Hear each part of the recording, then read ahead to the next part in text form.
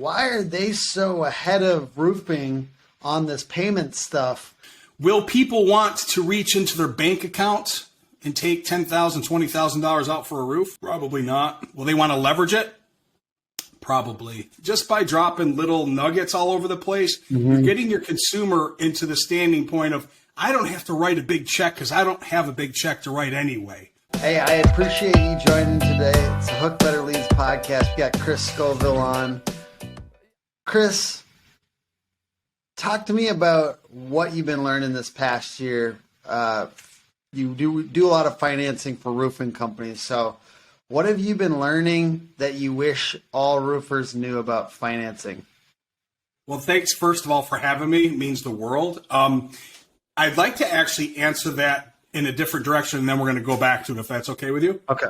No, yeah, that's fine. So I thought you were actually going to ask me something a lot different, but I'm glad you started with that. So one thing that I learned this year, and I think this is a valuable lesson, and you actually may have played a role in it without even knowing that you did.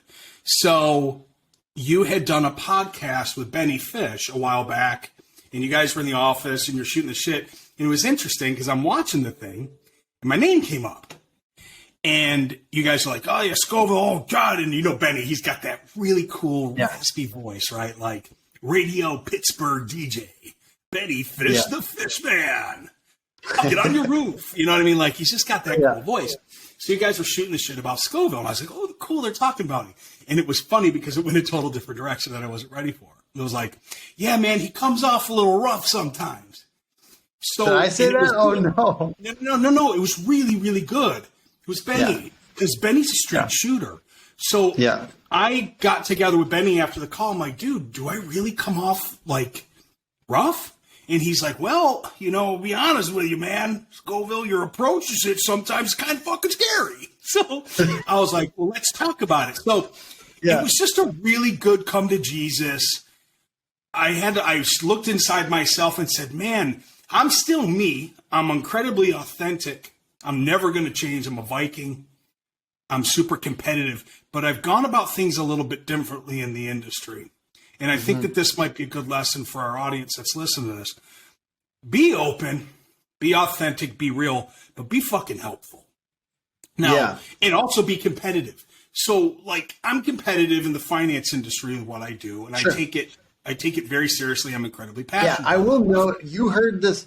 I just want to note one thing, just because if people go back and watch that, maybe not everyone will, but the main gist of what we were saying about Chris in that podcast is that no one knows a lot of people, like finance companies, but they know Chris Scoville, and that personal branding is everything, and you need to go hard on your personal branding. And Chris has done that in a very dramatic, intense way that everyone, when they think financing, they think Chris Scoville. So I just want to note that ultimately you may have, kind of gone towards one little nugget there, but I just wanted to make sure everyone knows that is what the way a lot of people in roofing see Chris. Yeah, and I appreciate that because, and I worked hard to do that as well. I changed a paradigm shift this year to go, I'm going to brand me as the product expert that does financing and can help on some marketing aspects in life, like direct mail and different kind of like, I'm a big guerrilla marketing, old school guy. You guys are like digital tech. And when it comes to SEO and website, I'm like, yeah, man, go to Hook. I don't fucking know. Right. Yeah. But so getting back to my point, be competitive, be authentic, be real, put your foot on the throat of your competitors, but do it in more of a nicer way. Like I was realizing I might've been making posts about other finance companies. It was taken the wrong way. So I've done a shift. I made amends with a lot of the folks that probably took it the wrong way. We're all good. And things are better now. And I'm attracting more bees with the honey, which is really cool. Yeah. So that's just something I learned this year in this competitive business that we're in. And look, you've teamed up with SEO and website guys that you compete against. And we're all going to be better off in our industry helping each other, even if we compete against each other. So big lessons learned this year. It was a cool year, man. Really big year.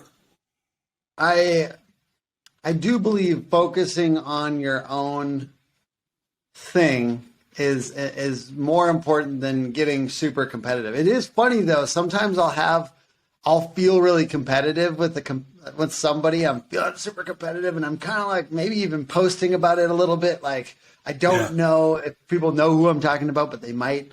And then, but I do have bursts of business sometimes with that. Do you know what I mean? Yeah. Like because I am doing more because I'm spicy and intense. Yeah. I've cranked up the Scovilles a little bit, and The Scoville so units. it's hard. Yeah, the Scoville units, but it's hard to. So sometimes it's hard to get rid of that because I don't want to lose the energy. No, you don't. But I You don't agree. For me too, I've matured this past year and been a little bit less focused. But it's because my company has been winning a lot. Yeah. And my personal brand has been winning a lot. So I'm like, I just try to like watch out because it, I keep on coming back to this advice that the dude from Beacon, God, I'm forgetting his name for a second. But he said essentially like, what are you influencing people towards? And if I am constantly being spicy and negative to a competitor, in a way, really for me, I'm just contributing to the nasty reputation that roofing companies that marketing companies already have. And as a roofer, you might be contributing just to this. If you're constantly negative with like, we see this poor workmanship. There's a lot of roofing companies just creating damage on roofs or whatever you're saying out there. You are contributing to this overall reputation. People just start to like associate that with your industry, not with that nasty competitor that does the stupid stuff. So really, like, that's why I'm watching it too a little bit. And I agree. I'm going through some like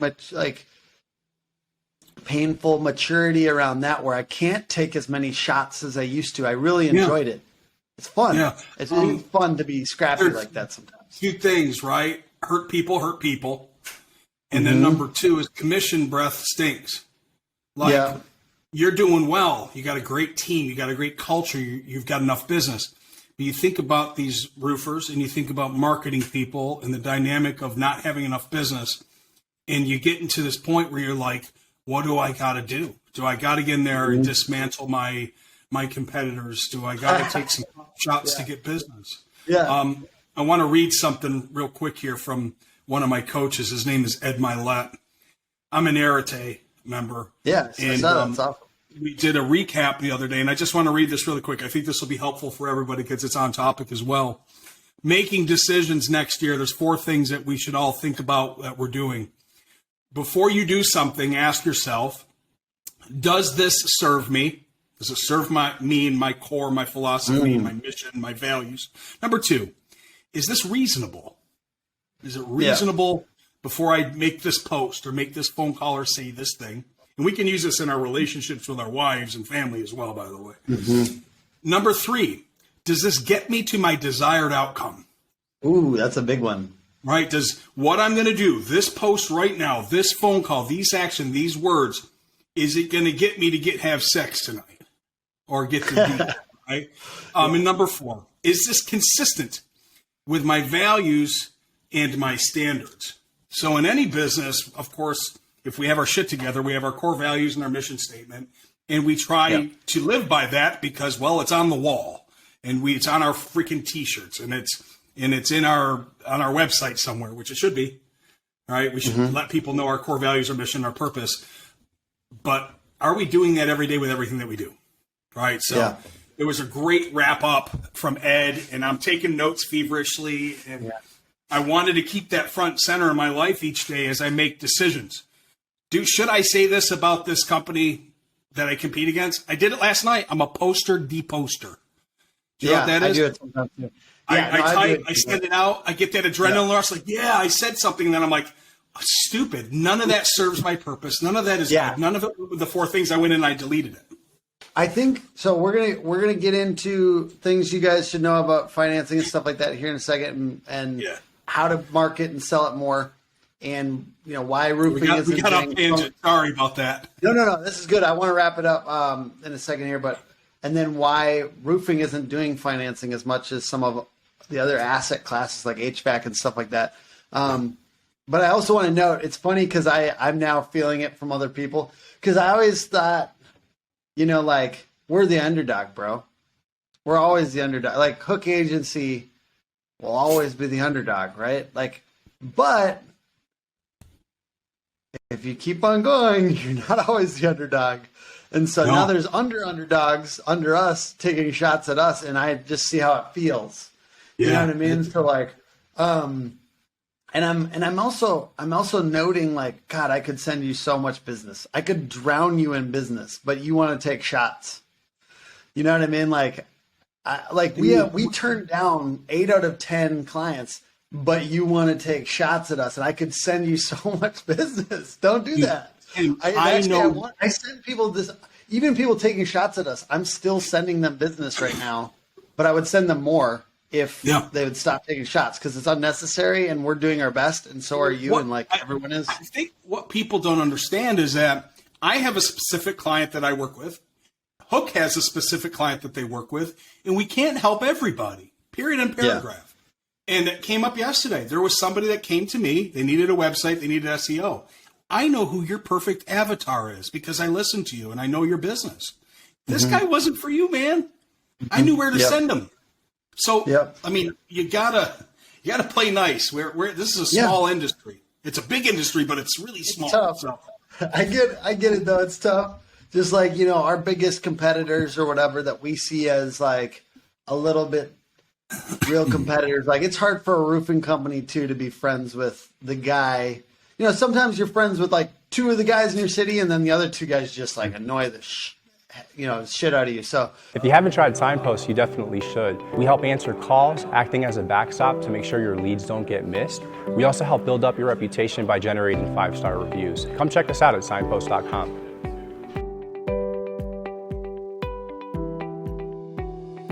All right, let's get into this next one. Yeah, let's talk finance. That was a good opener, though. I mean, we had some good nuggets. What do you wish that I really did appreciate that, other conversation too, but roofing financing, what do you wish people knew more about? Before we get into marketing and selling it more often, what do you wish that roofing company owners all knew about financing that they could leverage it more? Number 1, it is easy to offer it. There's a myth. There's a myth out there from folks that aren't offering financing at the point of sale or at all, that financing is difficult, that they have to be a banker. I do a tremendous amount of business in the roofing space, of course, because I help finance all the Owens Corning and all the Beacon and, you know, a lot of the OEM manufacturers out there. So I have these conversations. There's 2 markets. Market 1 is called a take market. And in the finance space, that simply means this. They're using another lender. They should be using us because we do X, Y, and Z better. Here's the reasons why you should move from that lender over to us. We call that the take market. I'm going to take that business, right? Those guys are already doing financing. They understand the benefits of it. They're closing more. They've got higher sales. They got good, better, and best. They got the mobile app. They got all the tools, and they're closing on a one-time close maybe, or maybe a virtual proposal. It doesn't matter. And then we've got the make market. Those are your 2 markets, make market and take market. These guys are the ones that are like, I've never offered finance, and I don't need to offer finance, and all my customers pay cash or slide a credit card, and that shit's too difficult because I'm a roofer, not a banker. And I didn't mean to come off with such a stupid accent, but the amount of conversations that I have in a week that sound just like that, I don't need financing. All of my customers pay cash. I simply ask them this, how do you know? They're like, well, what do you mean? I said, well, how do you know the ones that are going to your website, not seeing an offer or a call to action saying 100% financing available, low monthly payment options, aren't just passing you up and going to the next one that is on their website? And they give you this pregnant pause of, I never thought about it that way. I'm only thinking about people that I'm sitting down with a $10,000 contract and saying, hey, you're going to use credit card, you're going to pay cash. So number 1, financing is super easy because we make it easy. We have the technology, a mobile app. We have unbelievable support and training. And with those 2 things, it's simple to offer it at the point of sale. It's a simple conversation. Would you agree? Do you agree with the raise your prices, offer monthly payments as a statement? I don't think it's about raising prices. I think it's called margin correction. So if you think about the amount of distribution and distributor increases, price increases that everyone's had over the last few years due to everything, the economic situation. Financing is a product, just like the nails in the tiles and the metal. Financing is a product. So within the contract, financing is a product within the contract, which is basically margin. So let's play simple banking numbers. If you're not offering financing now and you're selling a roof for $10,000, but you start offering financing Monday and you're going to sell that same roof, it would be wise for somebody in the retail sales business to take their product catalog and at the bottom add 5% across the board. So when you go out, that $10,000 roof is really $10,499. I've just simply added a 5% margin for a product now that I sell within my roofing system. Okay. Mm-hmm. So what that does on the backside of the banking deal, and that ends the argument of, I don't want to pay dealer fees. Well, sir, you're already doing that when you slide a credit card because credit cards charge you a merchant credit card processing fee, correct? Yeah, you're right, but I never thought about that. I just swallow the 3% every single time. Perfect. Yeah. Well, if you build in a 5 or 6% margin into your retail book and go to market, here's what it solves for. Your credit card swipes, your merchant credit card processing fees. If you want to offer a slew of our no dealer fee programs, that's perfectly fine. But my suggestion is to still have that margin in there in case the customer wants a 12-month same as cash, no interest, no payment. That costs 5 or 6% from a lender. Because now you're covered. If they pay cash, they pay cash. If they pay a credit card, you're covered. If they buy the 12-month same as cash, you're covered with that margin built in there. So that's my suggestion. Okay. Do you guys have any like stats that you like to reference about like why you should be selling financing in with every deal, like, or often, or is it your suggestion every deal, or is it just make sure you offer it every time, or what is the suggestion here? Early, often, and always. From a marketing perspective on your website, to your postcards, to your door hangers, to your conversation, the moment that you meet them, you should be discussing payment options with a customer. Matter of fact, we've got it licked down to an old school method of putting a laminate on their coffee table and then getting up on the roof or in the attic, saying on that laminate, number 1, low monthly payment options. Number 2, 12-month same as cash or 18-month with payment deferred, financing available. So the moment that you set that thing down on the table and you hop up on the roof, the customer's going over and they're taking a peek at what you left on the table. So by the time you come back down and say, hey, Mr. Smith, we're all set. Let's go over what I found. Hey, you guys offer financing? Yeah, we do. But let's go over what we found up there, and we'll discuss that down the road. We've got tons of options with many different lenders out there. We'll discuss that. It's a great promotionals going. So just by dropping little nuggets all over the place, you're getting your consumer into the standing point of, I don't have to write a big check because I don't have a big check to write anyway. But, geez, if I can get 12 months same as cash that rolls over to a low monthly payment option with a no prepayment penalty, that might fit my wife and our needs and our wants better. So, yes, the answer to that would be always offer it. And if they want to pay you cash, cash is king. Yeah. It won't hurt you to ever just have offers and call to actions and let people know that you have financing. It'll never hurt you because they might not have even known that they can finance a roof. And then you've made it affordable. So what do? You can upsell. You can do better gutters. You can do better shingle. You can do better metal. You can do a better tile. Because they can see that it's only $25 more for $5,000 on the bump on a good, better, best scenario, which we have a calculator for, by the way, as well, to show the consumer it's 96, 125, or 158. It's only 158? Yeah. Dude, honey, we can afford that. We thought it was going to be $225 a month. Chris, I've been wanting to ask you this question. With the changes in the economy and the heavy inflation and certain things regarding like the Fed, does that stuff affect you? Like how does that affect you guys? And does that create any like pressure or deadlines for a homeowner to get a certain like rate, or I just don't understand how this stuff works. So could you put this in layman's term for us that aren't like financial gurus? Does it affect me? No. And there's a few reasons. I'll try to break it down into layman terms. The institution that I work for is a bank. It's our money, right? We're the lender. Then there's other institutions out there, and I'm not talking badly about them, that aren't lenders, they're brokers. Or maybe they sell to institutions. So in our certain circumstance, when you talk about the specific person that I work for, doesn't affect me because my cost of funds are cheap.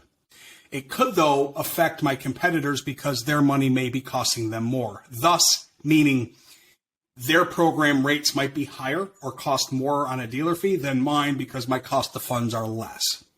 Gotcha. However, so that's that. Okay, now the second thing that you asked was, how is this current economic trend going to have a great impact in the next 2 years? Yes.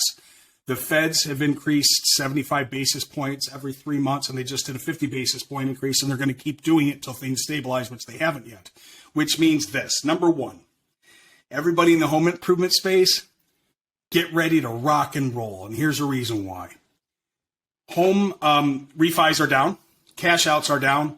Purchasing homes are down. Custom homes are down because the money costs too much money. 8.5% mortgage 30-year. People aren't refinancing like they used to. People are going to be staying in their homes. Builders are like really slowing down right now. They're literally just trying to get their inventory off their books, basically. Mortgage apps have never been this slow since like 2008, 2009. So people are staying in their homes. The wife is looking at the husband saying, hey, we need a roof, we need a repair, whatever it might be. We're in for some good times on the banking side because we ain't running out of money. Number one. Number two, I think the home improvement industry is going to do really, really well for another couple years. Will people want to reach into their bank accounts and take $10,000, $20,000 out for a roof? Probably not. Will they want to leverage it? Probably. Safer to leverage. Because if I can give you a stable, fixed, low monthly payment that's lower than a mortgage rate right now, and it's unsecured, and it's affordable, instead of you pulling $20,000 out of a 401k that's diminishing, and I can give you $196 a month. Yeah. So your rate won't go up in accordance. Like, I don't understand rates, but no, that's okay. They're the same way mortgage rates go up. Okay. No, they won't. They're unsecured. However, some of the lower tier interest rates may go away, but the standard number one, this is a really good topic. Your questions are great.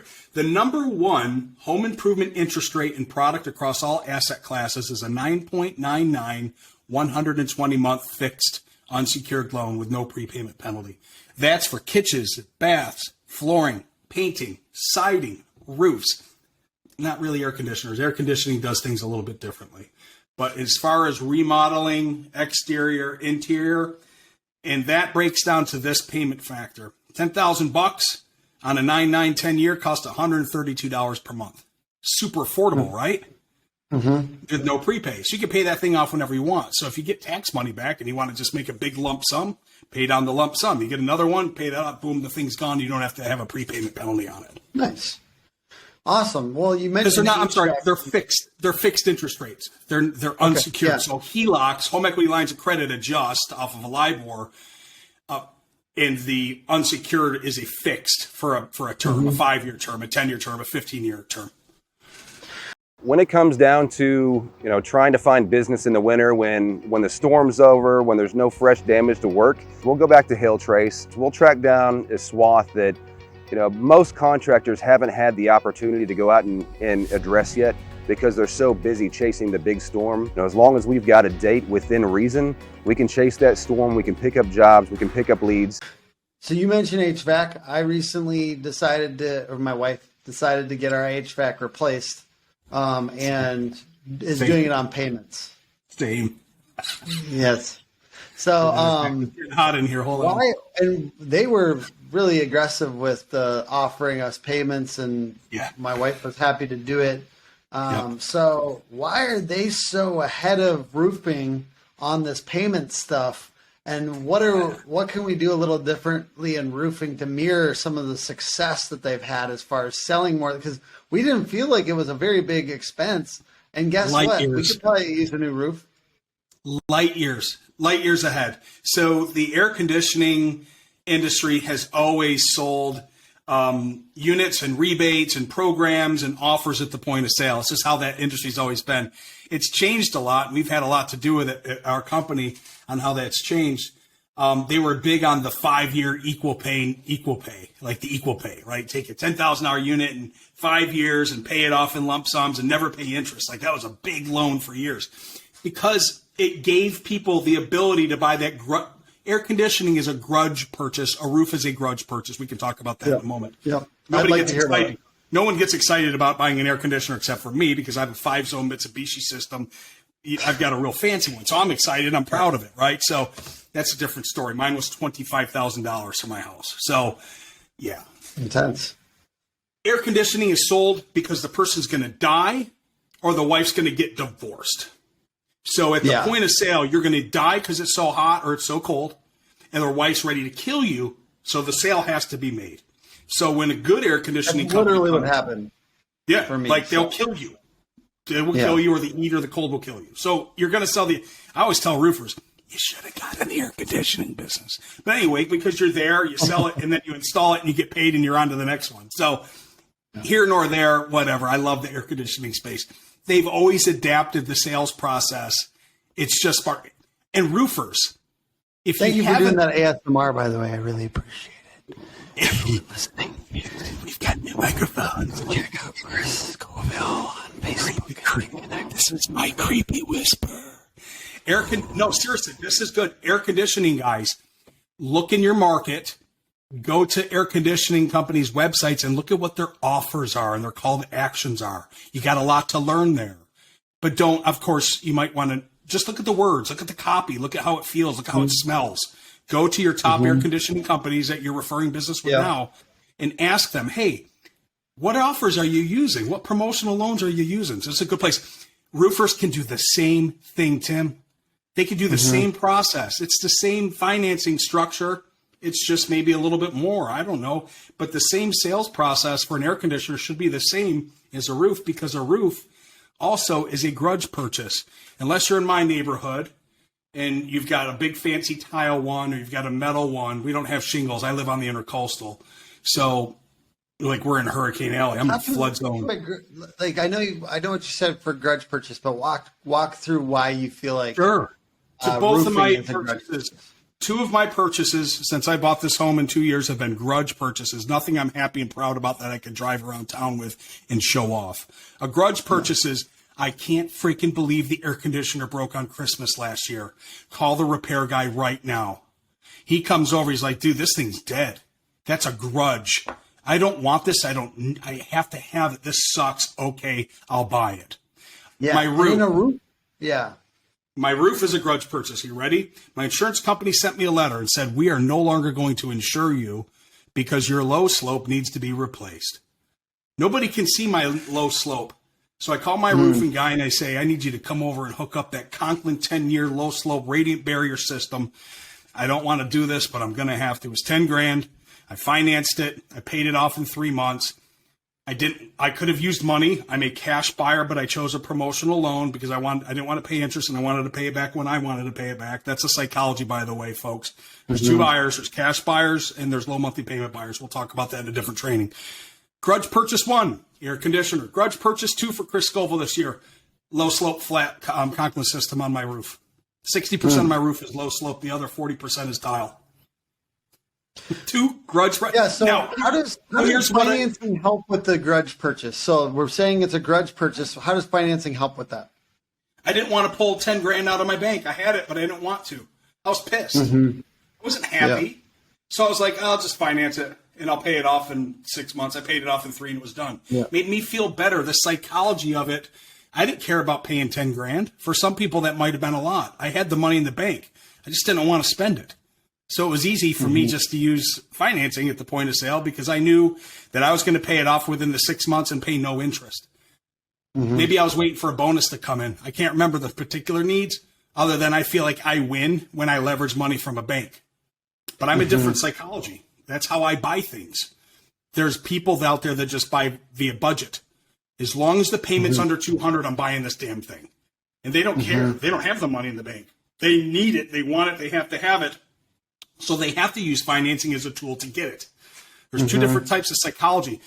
And when you as a roofing sales professional get to that point of sale and start letting them know that you can give them affordability and payment options, And no worry, I'm on your side. I'm here to help you facilitate this thing. It's super easy. We do it with a mobile app. I'm going to get you approved in 15 seconds up to $100,000. Were you guys looking for a promotional loan and pay it off in 12 months? Or were you looking to stay like at a certain price?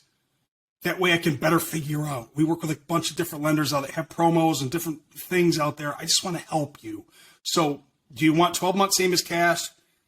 Or would you like a low monthly payment of $130 per month? Which one of those would work for you, Mr. and Mrs. Smith? I'm here to help you. Let's figure out this together. That's it. That's all you have to say, roofers. I'm here to help you. We work with a bunch of lenders. There's promotional loans. There's low monthly fixed. Let's figure this out together so we can get you this new roof. I love it. I kind of wish, we were. I feel like it's a really good offer, and I think more roofers should do this more often and in more places. I know that some of our websites have your guys' stuff on there promoting this. Any other things in marketing that you'd really suggest? So I really appreciate the sales kind of like role play there. But what other things in marketing that you wish everyone was doing? 100%. The Truman Bubble effect, right? Like, I do this whole training on my private group. I do trainings on Mondays, Wednesdays, and Fridays. Okay, it's the Contractor Coffee Shop group. I just do trainings all the time to help people. And it's just like this. It's me on a whiteboard being real, being authentic, and I paint silly scenarios just to break it down. So I came up with this concept last year when I was walking my dog. You remember the Truman movie, the Truman Show? Yeah, I love it. So Jim Carrey's up there, and he finally breaks the light and goes, this shit ain't real. I live in this community. No wonder everyone's been so repetitious, right? So here's my thought, crazy thought. I've been in the industry for over 26 years, by the way. I'm 52, and I started roofing when I was 19. I still have Scoville Home Services, an LLC in New York.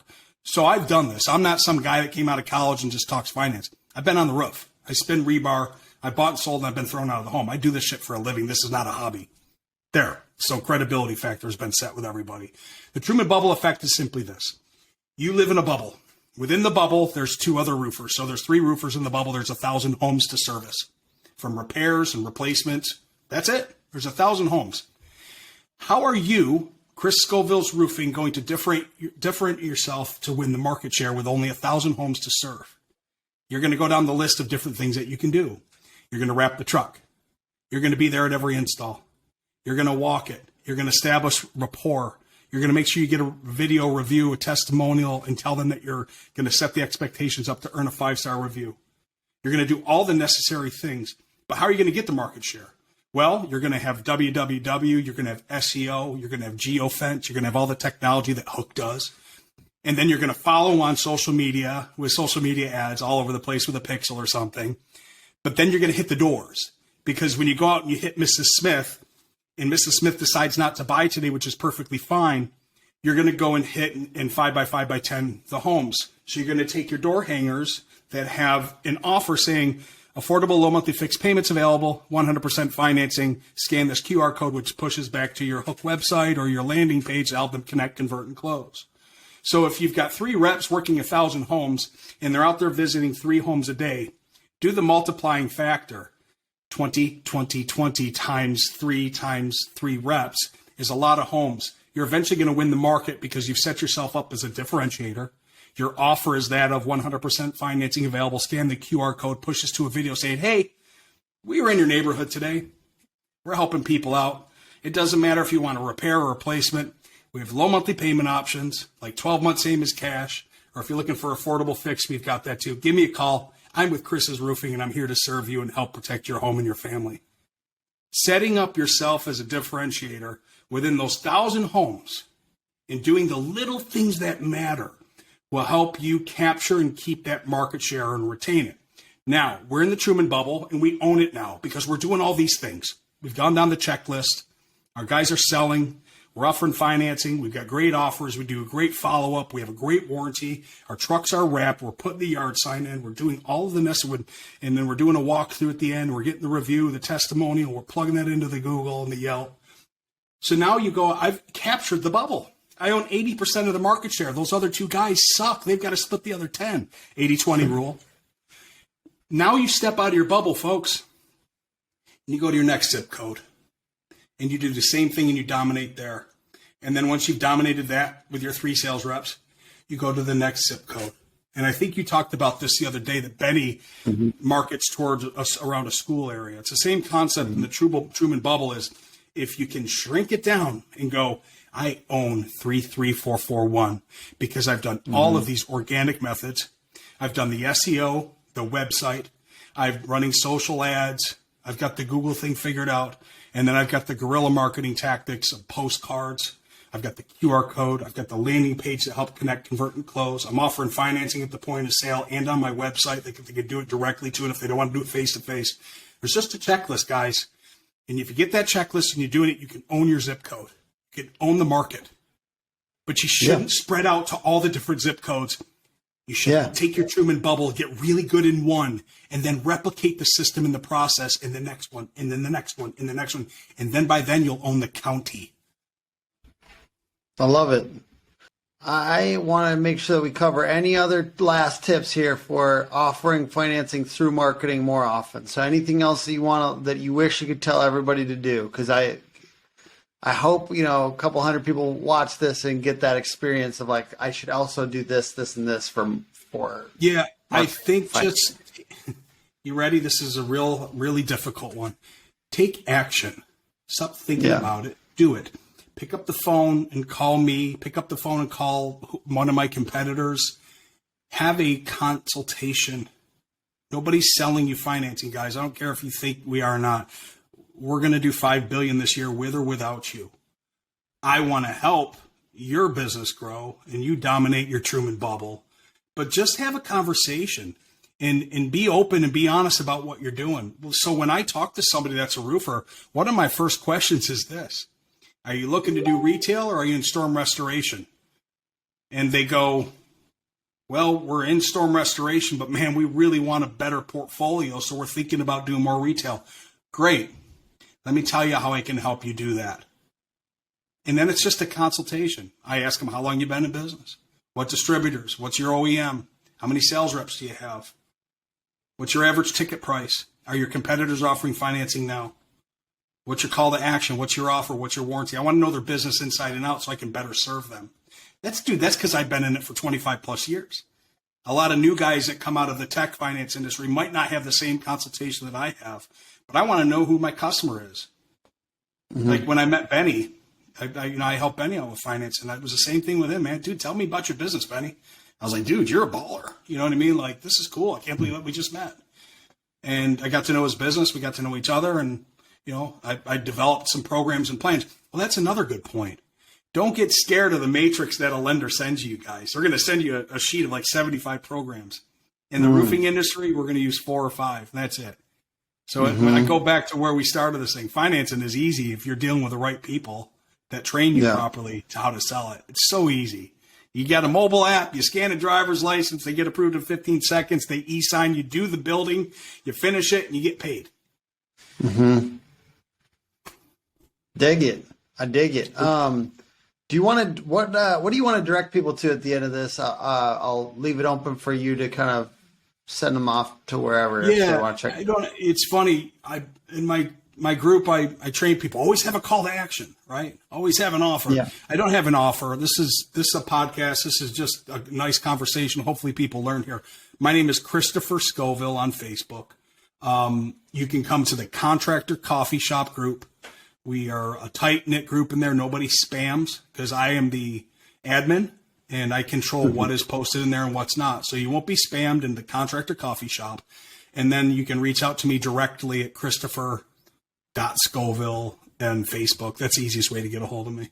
Yeah, absolutely. Thank you so much. The podcast is put on by hookagency.com, Hook Agency all over social.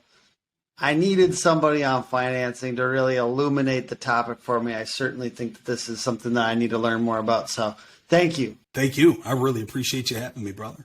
Appreciate you. All right. Bye, everyone. Have a good week. See you, everybody. Merry Christmas. Yeah, I'm talking about Mountain Dew.